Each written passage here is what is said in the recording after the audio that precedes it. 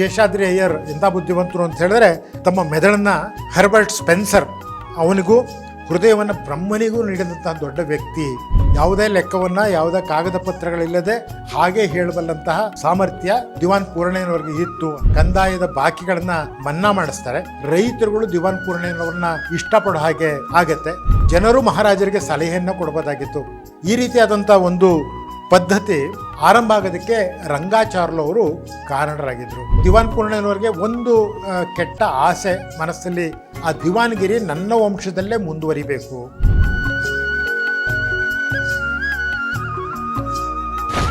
ದಿವಾನ್ ಪೂರ್ಣಯ್ಯನವರು ಹುಟ್ಟಿದ್ದು 1746ರಲ್ಲಿ, ಅವರು ನಿಧನರಾಗಿದ್ದು 1812ರಲ್ಲಿ.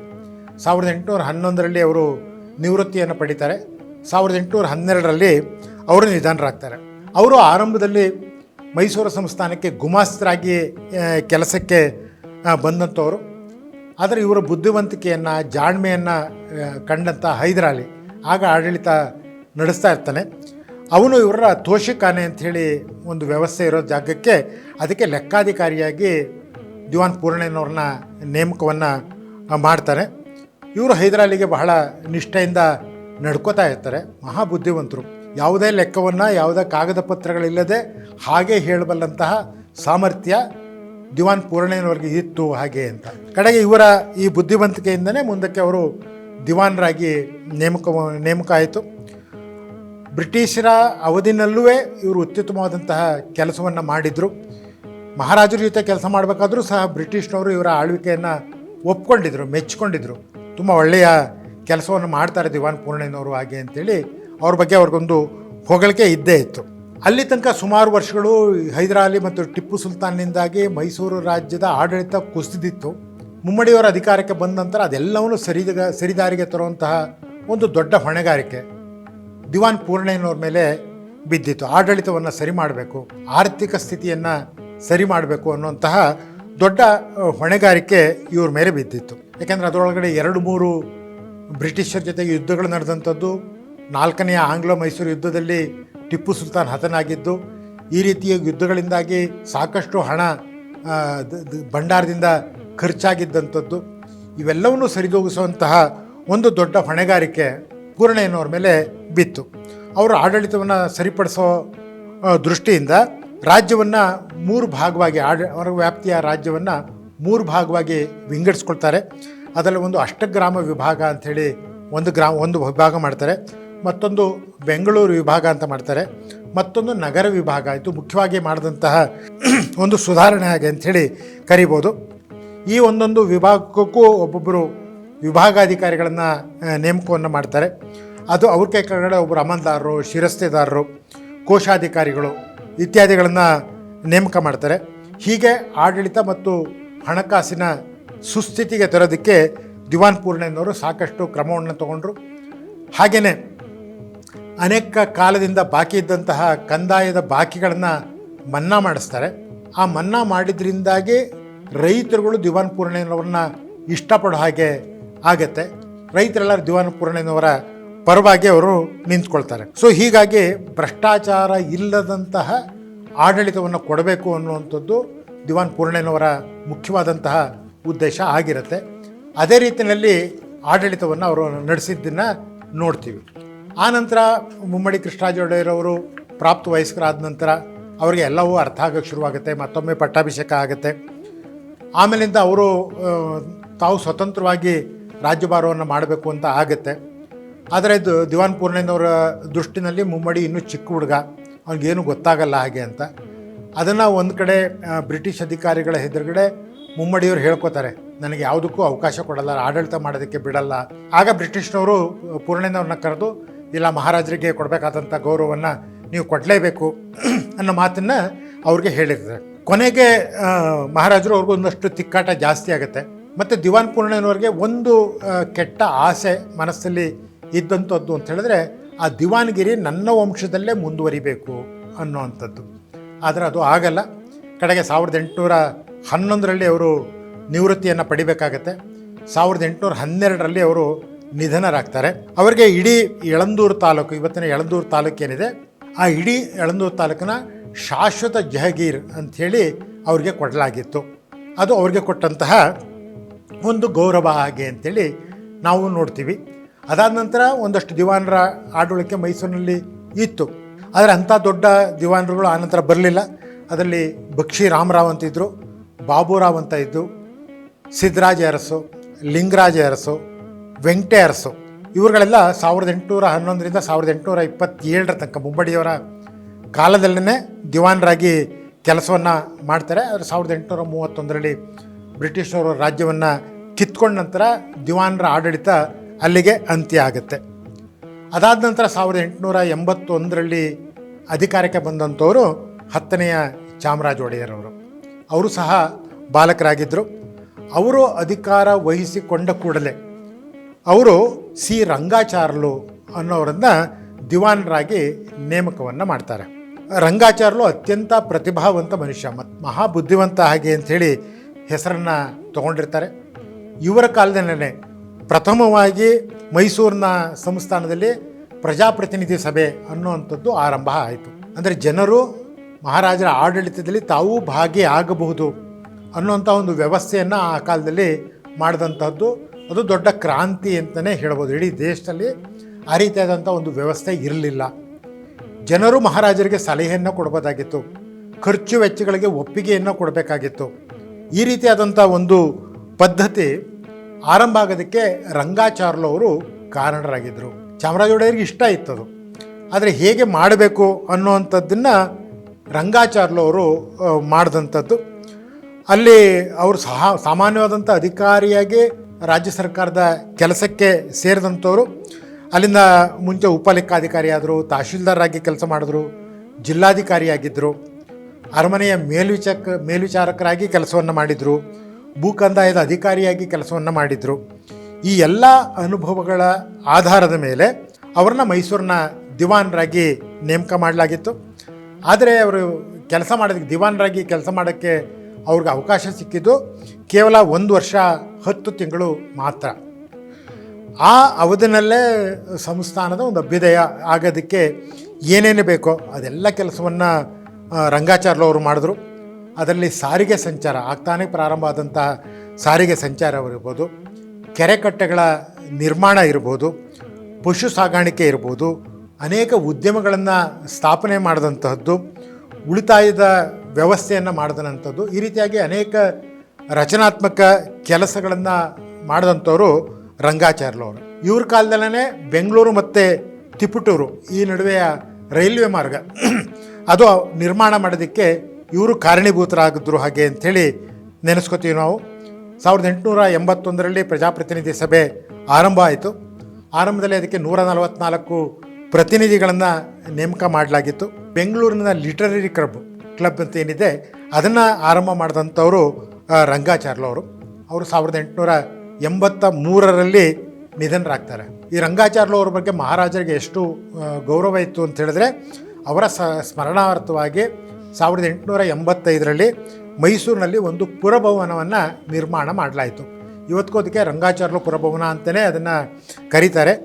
ವಿಶೇಷ ಅಂತಂದರೆ ಅಲ್ಲಿ ಮಹಾರಾಜರು 10ನೇ ಚಾಮರಾಜ ಒಡೆಯರವರು ಒಂದು ಸಲ ರಂಗಾಚಾರ್ಲು ಅವರ ಒಂದು ಭಾವಚಿತ್ರವನ್ನು ತೆಗೆದಿರ್ತಾರೆ, ಫೋಟೋ. ಅದನ್ನು ಅರಮನೆಯಲ್ಲಿ ಪುರಭವನದಲ್ಲಿಟ್ಟು ಅದನ್ನು ಉದ್ಘಾಟನೆ ಮಾಡಿದಂಥವರು 10ನೇ ಚಾಮರಾಜ ಒಡೆಯರು. ಅಂದರೆ ಇವ್ರ ಬಗ್ಗೆ ಅಷ್ಟೊಂದು ಗೌರವ ಅವ್ರಿಗೆ ಇತ್ತು. ಇವತ್ತಿಗೂ ಸಹ ರಂಗಾಚಾರ್ಯವ್ರ ಹೆಸರನ್ನ ನಾವು ಜ್ಞಾಪಿಸ್ಕೊಳ್ತೀವಿ. ಇದಾದ ನಂತರ ದಿವಾನರಾಗಿ ಅಧಿಕಾರಕ್ಕೆ ಬಂದಂಥವರು ಶೇಷಾದ್ರಿ ಅಯ್ಯರ್ ಅವರು.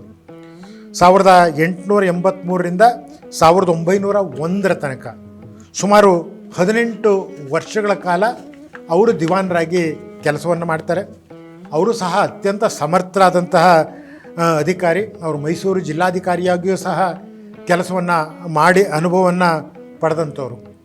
ಇವರು ಎಷ್ಟು ಬುದ್ಧಿವಂತರು ಅಂತ ಹೇಳಿದ್ರೆ, ಒಬ್ಬ ಬ್ರಿಟಿಷ್ ಅಧಿಕಾರಿ ಹೇಳ್ತಾರೆ, ಶೇಷಾದ್ರಿ ಅಯ್ಯರ್ ಎಂಥ ಬುದ್ಧಿವಂತರು ಅಂತ ಹೇಳಿದ್ರೆ, ತಮ್ಮ ಮೆದುಳನ್ನು ಹರ್ಬರ್ಟ್ ಸ್ಪೆನ್ಸರ್ ಅವನಿಗೂ ಹೃದಯವನ್ನು ಬ್ರಹ್ಮನಿಗೂ ನೀಡಿದಂಥ ದೊಡ್ಡ ವ್ಯಕ್ತಿ ಅಂಥೇಳಿ ಅವ್ರ ಬಗ್ಗೆ ಒಂದು ವರ್ಣನೆಯನ್ನು ಮಾಡ್ತಾರೆ. ಇವರು ದಿವಾನರಾದಾಗ ಶೇಷಾದ್ರಿ ಅಯ್ಯರ್ ವಯಸ್ಸು ಕೇವಲ 38 ವರ್ಷ ಮಾತ್ರ ಆಗಿತ್ತು. ಆದರೆ ಒಂದೇ ರೀತಿಯಾದಂಥ ಧ್ಯೇಯದಿಂದ ಮತ್ತು ದಕ್ಷತೆಯಿಂದ, ಹಾಗೆ ಮಹಾರಾಜರಿಗೆ ಮೆಚ್ಚುಗೆ ಆಗೋ ರೀತಿಯಲ್ಲಿ ಅವರು ಕೆಲಸವನ್ನು ಮಾಡಿದ್ರು. ಅವರ ಆಸೆ ಅಂತ ಹೇಳಿದ್ರೆ ಮೈಸೂರು ಸಂಸ್ಥಾನ ಎಲ್ಲ ರೀತಿಯಲ್ಲೂ ಮುಂದುವರಿಬೇಕು ಅನ್ನೋವಂಥದ್ದು ಆಗಿತ್ತು. ಇವರು ಅಧಿಕಾರವನ್ನು ವಹಿಸ್ಕೊಂಡಾಗ ಮೈಸೂರು ಸಂಸ್ಥಾನ ಬ್ರಿಟಿಷ್ ಸರ್ಕಾರಕ್ಕೆ ಪ್ರತಿ ವರ್ಷ 24.5 ಲಕ್ಷ ರೂಪಾಯಿಗಳನ್ನು ಕಾಣಿಕೆ ಪೊಗದಿ ರೂಪದಲ್ಲಿ ಅವರಿಗೆ ಕೊಡಬೇಕಾಗಿರುತ್ತೆ. ಅದು ಬಹಳ ದೊಡ್ಡ ಮೊತ್ತ ಆಗಿರುತ್ತೆ. ಪುನಃ ಅದನ್ನು ಬ್ರಿಟಿಷರು ಏರಿಕೆಯನ್ನು ಮಾಡ್ತಾರೆ. 1886ರಲ್ಲಿ ಅದನ್ನು 35 ಲಕ್ಷಕ್ಕೆ ಏರಿಕೆಯನ್ನು ಮಾಡ್ತಾರೆ. ಅದನ್ನು ಭರಿಸುವಂಥದ್ದು ಮೈಸೂರು ಸಂಸ್ಥಾನಕ್ಕೆ ಬಹಳ ಕಷ್ಟವಾದಂತಹ ಕೆಲಸ ಆಗಿರುತ್ತೆ. ಕೊನೆಗೆ ಶೇಷಾದ್ರಿ ಅಯ್ಯರವರೇ ಬ್ರಿಟಿಷ್ ಸರ್ಕಾರ ಜೊತೆಗೆ ವಾದವನ್ನು ಮಾಡಿ ಯಾಕೆ ಅದನ್ನು ಪೊಗದಿಯನ್ನು ಕಡಿಮೆ ಮಾಡಬೇಕು ಅನ್ನೋಂತಹ ಸಮರ್ಥವಾದಂತಹ ಮಾತನ್ನು ಆಡಿ ಆ 35 ಲಕ್ಷದಿಂದ 10.5 ಲಕ್ಷಕ್ಕೆ ಆ ಪೊಗದಿ ಹಣವನ್ನು ಇಳಿಸ್ತಾರೆ. ಅಂದರೆ ಅಷ್ಟು ಮಟ್ಟಿಗೆ ಮೈಸೂರು ಸಂಸ್ಥಾನಕ್ಕೆ ಆರ್ಥಿಕವಾದಂಥ ಉಳಿತಾಯ ಆಗತ್ತೆ. ಇವರ ಅವಧಿನಲ್ಲೇ ಮೈಸೂರಿಂದ ತಿಪಟೂರು ಅಲ್ಲಿಗೆ ರೈಲು ಸಂಚಾರ ಆರಂಭ ಆದಂಥದ್ದು. ಈ ರೈಲು ಸಂಚಾರ ಆರಂಭ ಆಗಿದ್ದರಿಂದಾಗೆ ಹಾಸನ ಮತ್ತು ಚಿತ್ರದುರ್ಗ ಈ ಜಿಲ್ಲೆಗಳಿಗೆ ಅನುಕೂಲ ಆಯಿತು, ಅಲ್ಲಿ ಅಭಿವೃದ್ಧಿ ಆಗೋದಕ್ಕೆ ಕಾರಣ ಆಯಿತು ಹಾಗೆ ಅಂತ ಹೇಳ್ತೀವಿ. ಹಾಗೆ 1883ರಲ್ಲಿ ಮೈಸೂರು ಸಿವಿಲ್ ನ್ಯಾಯಾಲಯ ಅದನ್ನು ಆರಂಭ ಮಾಡಿದಂಥವ್ರು. ಹಾಗೆ ಮೈಸೂರು ಮುಖ್ಯ ನ್ಯಾಯಾಲಯದ ಕಾಯಿದೆ 1884 ಜಾರಿಗೆ ತಂದರು. ಮೈಸೂರು ಭೂಕಂದಾಯ ಸಂಹಿತೆ 1880 ಜಾರಿಗೆ ತಂದರು. ಮೈಸೂರು ಶಸ್ತ್ರಾಸ್ತ್ರ ನಿಯಂತ್ರಣ ಕಾಯ್ದೆ 94. ಈ ರೀತಿಯಾಗಿ ಹಲವು ಕಾಯ್ದೆಗಳನ್ನು ತಂದಂಥವರು ಶೇಷಾದ್ರಿ ಅಯ್ಯರವರು. ಮೈಸೂರಿನ ಮಹಾರಾಣಿ ಕಾಲೇಜು ಅದು ಪ್ರಾರಂಭ ಆಗಿದ್ದು ಇವರ ಅವಧಿನಲ್ಲೇ ಹಾಗೆ ಅಂಥೇಳಿ ಹೇಳ್ತೀವಿ. ಆದರೆ ಅನಾರೋಗ್ಯದ ಕಾರಣದಿಂದ ಇವರು 1901 ಮಾರ್ಚ್ ಅಲ್ಲಿ ಅವರು ರಾಜೀನಾಮೆಯನ್ನು ಕೊಟ್ಟು ನಿವೃತ್ತಿಯನ್ನು ಪಡಿತಾರೆ. ಆದರೆ ದುರದೃಷ್ಟ ಅದೇ ವರ್ಷದ ಸೆಪ್ಟೆಂಬರ್ ತಿಂಗಳಿನಲ್ಲಿ ಅವರು ಮೃತರಾಗ್ತಾರೆ. ಇವತ್ತಿಗೂ ಸಹ ಬೆಂಗಳೂರಿನಲ್ಲಿ ಶೇಷಾದ್ರಿ ಅಯ್ಯರನ್ನು ಜ್ಞಾಪಿಸ್ಕೊಂಡು ಗ್ರಂಥಾಲಯಕ್ಕೆ ಶೇಷಾದ್ರಿ ಅಯ್ಯರ್ ಹೆಸರನ್ನು ಇಡಲಾಗಿದೆ. ಇವರ ನಂತರ ಅಧಿಕಾರಕ್ಕೆ ಬಂದಂಥವರು ಸರ್ PN ಕೃಷ್ಣಮೂರ್ತಿಯವರು. ಇವರು 1901ರಿಂದ 1906 ತನಕ ದಿವಾನರಾಗಿದ್ದರು. ಆಗ ಮುಮ್ಮಡಿ ನಾಲ್ವಡಿ ಕೃಷ್ಣರಾಜ ಒಡೆಯರವರು ರಾಜ್ಯಭಾರವನ್ನು ಅಧಿಕಾರವನ್ನು ವಹಿಸ್ಕೊಂಡಿದ್ದರು. ಪ್ರಾರಂಭದಲ್ಲಿ ಇವರು 10ನೇ ಚಾಮರಾಜ ಒಡೆಯರವ್ರ ಹತ್ರ ದಿವಾನರಾಗಿದ್ದಂಥವ್ರು. ಆಮೇಲೆ ನಾಲ್ವಡಿಯವರ ಹತ್ರ 1902ರಲ್ಲಿ ನಾಲ್ವಡಿಯವರ ಪಟ್ಟಾಭಿಷೇಕ ಆಗುತ್ತೆ. ಆ ಸಮಯದಲ್ಲೂ ಸಹ ಇವರು ದಿವಾನರಾಗಿ ಮುಂದುವರಿತಾರೆ. ಇವರ ಅವಧಿಯಲ್ಲಿ ಹೇಳ್ಕೊಳ್ಳುವಂತಹ ಮುಖ್ಯವಾದಂಥ ಕೆಲಸ ಅಂದರೆ ಬೆಂಗಳೂರಿನಲ್ಲಿ ಭಾರತೀಯ ವಿಜ್ಞಾನ ಮಂದಿರ ಅದನ್ನು ಸ್ಥಾಪನೆ ಮಾಡಿದಂಥದ್ದು ಮತ್ತು ಇಡೀ ಭಾರತದಲ್ಲೇ ಪ್ರಪ್ರಥಮವಾಗಿ ಮೈಸೂರು ನಗರ ವಿಶ್ವಸ್ತ ಮಂಡಳಿಯನ್ನು ಆರಂಭ ಮಾಡ್ತಾರೆ.